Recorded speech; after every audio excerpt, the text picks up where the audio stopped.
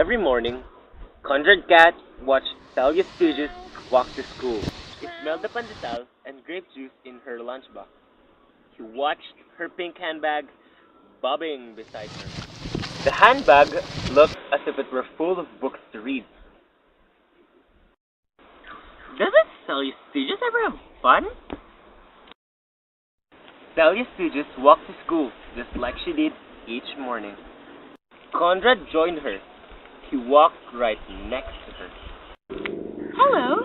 Would you like to join me today? I will play in the swing until sunset. Playing swing sounds like fun. It is nice of you to ask me, but I am on my way to school.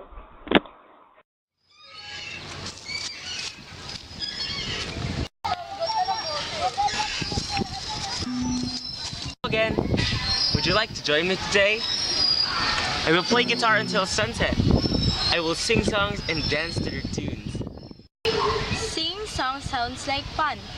It is nice of you to ask me, but I'm on my way to school. That Talia Stooges has no fun.